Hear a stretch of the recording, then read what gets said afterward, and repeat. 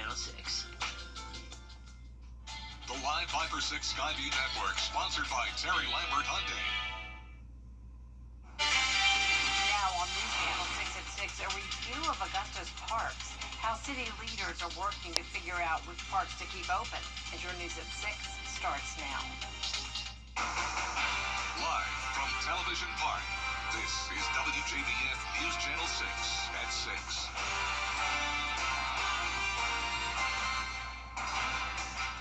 Good evening, everyone. I'm Jenny Montgomery. Thanks so much for joining us.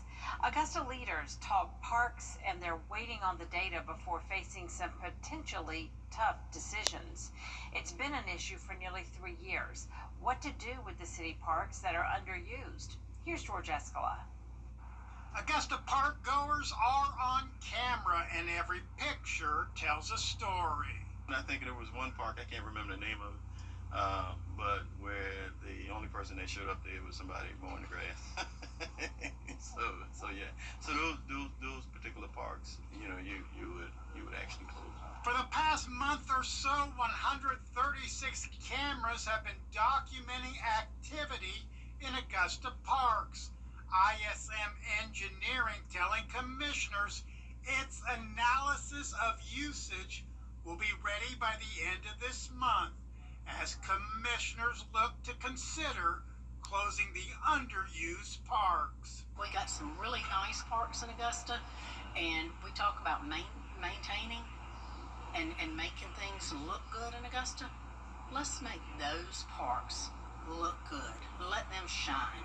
Get rid of the others. The usage survey will allow city leaders to see what parks are popular and those that aren't. But even with this data, closing parks will be easier said than done. It's not going to be an easy thing to do, and it's not something that we should take lightly, because it is their community. A park is the community, so we you take away their park, you take away some of their community. The city is facing a $7 million shortfall in next year's budget after COVID money ran out. So a decision on closing parks could come sooner rather than later. By divesting in parks that are underutilized, it gives the commission more dollars to invest in parks that are more utilized. And that means more money for your favorite places. By the end of this month, commissioners will have a good picture of what parks are people's favorites. In Augusta, George Escala, WJBF News Channel 6. Chief Meteorologist Jenna Petracci joins us now for our first check of the weather. Well, it's a beautiful day once again. No rain in sight. This is a look at Live 5 6 as we are still seeing some showers off the coast due to a stalled frontal boundary. But here in town, we have plenty of sunshine. Look at the blue skies here on our Terry Lambert Hyundai Skyview cam. Temperatures are in the upper 70s to around 80 degrees. 80 in Evans, Augusta, Bamberg, 83, a bit warmer down in our southern line counties. And then our northern counties are only in the upper 70s. Lincolnton and Edgefield at 78 and 77 in Sparta. Relative humidity is nice and low. We definitely have some drier air moving in thanks to this northeast wind. It's been a little breezy over the past couple of days, gusts up to around 20 miles per hour, but not too bad. Now for the rest of your Tuesday evening, we'll get down to the 70-degree mark by 9 p.m. and all the way into the upper 60s by 10 o'clock. So we are going to have well below normal temperatures tonight through Wednesday morning, eventually getting into those upper 50s. So a jacket is definitely needed if you're out and about early over the next couple of mornings. We will continue to have lots of sunshine though in the afternoon with some nice warm temperatures. I'll have more details coming up, but back to you, Jenny. All right. Thanks so much, Jenna. Tonight, Richmond County School Board members approving the millage rate for this year. Board members approving a 5% increase in property taxes. The increase comes amid increases in employee benefit costs and a decrease in state funding. The new rate will see an increase of $2.56 per month for a $200,000 home with a homestead exemption. The city of Louisville getting its first reimbursement checks for cleanup and damages nearly a year since Hurricane Helene. Back in February, city and county leaders called for help from the state after missing the 120-day FEMA deadline for full reimbursement. Now, thanks to Senator Max Burns and Representative Brian Pence, Brian Prince. Louisville has received 6 checks from GMA for a combined $1 million. City leaders say the funds will go toward 8 remaining projects on their to-do list, along with restocking reserves that needed to be used to pay for storm damage. In order to be able to finance it, we had to pull from our reserve funds. We're now reimbursing those reserve funds because we never know what will happen in the future. Another hurricane or, God forbid, some other natural disaster. But it allowed us to avoid having to take out a loan. Leaders at the county level say they're working to finish debris removal in different parts of Jefferson County. They will also finish replacing culvert pipes that were washed out by the end of the year. Tonight in Rich Spring, nearly the entire town government has walked away. 7 of the town's 10 employees resigned after the recent mayoral election. That includes the police chief, town clerk, and public works director, leaving just 2 public works employees and 1 part-time officer. Saluda County deputies are now patrolling Rich Spring. New Mayor James Williams says he was sworn in with no idea of the departures. I've been hearing things here and there. I didn't feel comfortable enough to even comment off of any of the rumors that I was hearing due to the fact that I had not been sworn in yet. The mayor says he'll call a special town council meeting next week. Investigators are looking for a convicted murderer who escaped from a work detail in Richmond County. Our chief meteorologist Jennifer Trusty is back with us now. Well, things are looking really nice this week. We have sunny skies, dry conditions, and some chilly nights and mornings. I'll have a look at those temperatures when we return. For over 30 years, I've built my Live 5 for 6 Skyview Network, sponsored by Terry Lambert Hyundai. The News Channel 6 mobile app is now even better. Download it today. Now, your most accurate forecast with WJBF Live 5 for 6. Welcome back. It's been a lovely Tuesday with lots of sunshine. Starting out with a look at our Terry Lambert Hyundai Skyview cam in Emmanuel County. We do have a breeze coming in from the northeast. 8 miles per hour here in Augusta.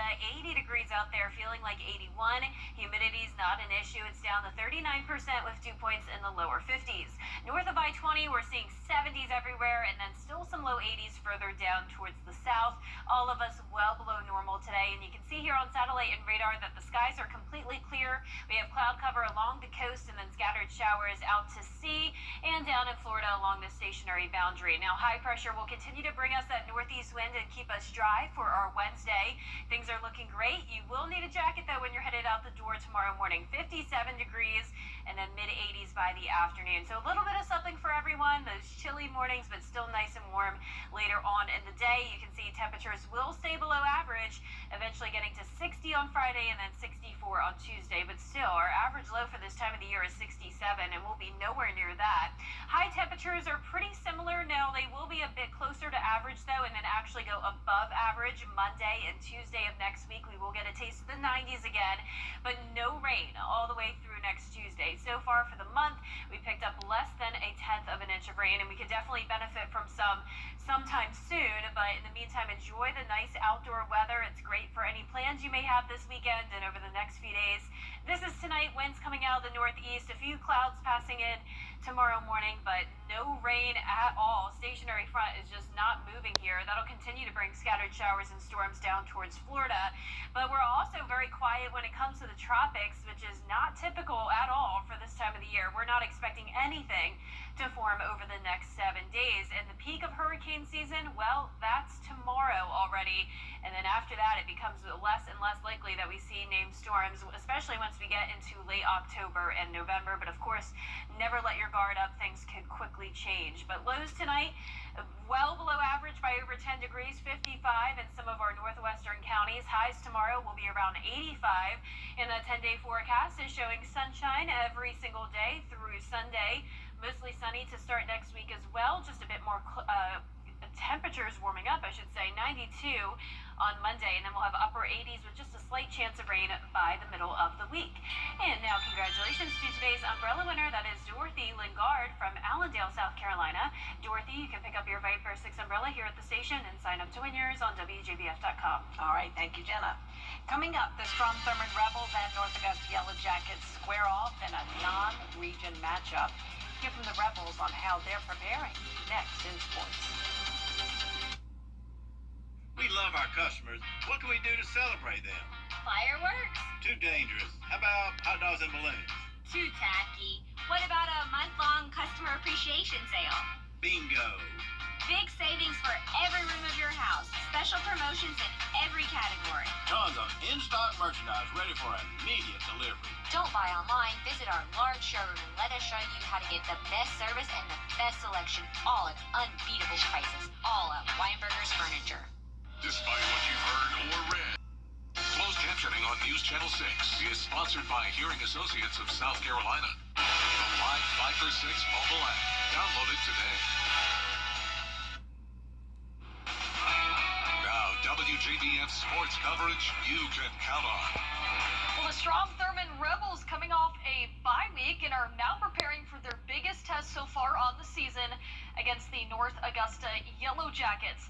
Both teams undefeated so far on the young season. North Augusta holds a 25-11 advantage in the series, including last year's 14-7 win over the Rebels. However, Strom Thurmond putting in that work at practice, feeling confident in their quarterback, Bashawn Lee, who's already thrown 7 touchdowns in 3 games. But they also know it'll be tough to stop North Augusta's weapons on both sides of the ball. Should be a really fun matchup. You know, we're going to find out where we stand this week. You know, they're monsters up front on both sides of the ball. So, you know, what we really got to do as a team is stay together. Through the ups and downs, the momentum changes in the game, we got to stay together, and that's our big key this week. They close to us, like, I don't know. I just, like, when I came to Thurman, North Augusta was always the rivalry that I heard was pretty big. So I just like to keep on that tradition, and we can, the goal is to win. Now kickoff set for 7:30 p.m. Friday at North Augusta Stadium. And it's also time now to vote for our Football Friday Night Player of the Week. We have a fresh set of nominees this week, thanks to more of Briarwood Academy, Jalen DeGraw out of Bamberg Earhart, Evans quarterback Trip Ferguson, Aquinas QB Turner Stevenson, and North Augusta's running back Mike Doe. You can vote once per day. The poll closes at 11 p.m. on Friday night. Well, the Clemson Tigers travel to Atlanta this week, facing the Georgia Tech Yellow Jackets to begin ACC play. It'll be the 90th meeting between these two programs. Clemson enters the game on a 9-game winning streak against Georgia Tech. Last week, the Tigers' offense came back to score 27 unanswered points to beat Troy, while Georgia Tech quarterback Haynes King, he is questionable as of now due to a lower body injury suffered during the season opener. Yeah, you got to be prepared for that. Those are things that you always, anytime you see something on tape like that, 2 quarterbacks in a game, that puts puts your antenna up a little bit. So, yeah, we just got to do a great job again, just taking care of our business, making sure that we communicate well, eyes are in the right place, and that physically everybody does their job. Kickoff set for noon at Bobby Dodd Stadium. The News Channel 6 sports team will also be there to recap the action. Now, the regular season may be over for the Augusta Green Jackets, but Carolina League player the month, John Hill, making the jump from single to double-A, getting some more play time with the Columbus Clingstones. The shortstop and 14th top prospect in the Brave system led the league in batting average, doubles, home runs, and slugging percentage. I got to see him play this at home, and yeah, tremendous player. Yeah. Good for him. Nice. All right, thanks, Gianna. We'll be right back. I'm attorney Latasha Barnes from the Barnes Law Office right here in Augusta, Georgia. If you've been injured, call me first. We are all people firm. We are women who win. Call us today or visit us at thebarneslawoffice.com. With 40 years experience. Or online at GeraldJonesGFC.com.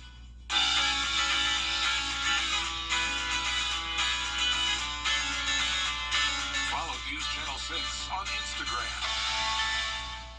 Our 10-day forecast is showing beautiful weather for the rest of this week. High temperatures getting a little bit warmer, but low temperatures getting cooler. 57 tonight, 85 tomorrow afternoon, then some low 90s next week with a slight chance of rain. Well, here's a look at the price of a basic hot dog in each NFL stadium. The most expensive one is at a Buffalo Bills home game, $11.25. A dog at Soldier Field in Chicago is just under $9. The cheapest dog is at an Atlanta Falcons game. It's just $2. The owner, Arthur Blank, lowered prices to make sure fans still come to the games. Well, what's on them exactly? Because that depends on. It could be just a basic hot dog, and then they can just, you get the condiments later or figure it out yourself. That would be my guess in terms of the $2 hot dog. Yeah, for the $2 one, of course. But if you're spending over $10, it better have some onions. Well, sure. Chili cheese. Better be like bacon wrapped or, Yeah, something deep fried. I don't know. But we call that a corn dog. Yeah, Okay, sure. That's our report from everybody. News Channel 6 continues at 7 right after World News Tonight. And we'll see you again. News Channel 6 at 11. Good night. We had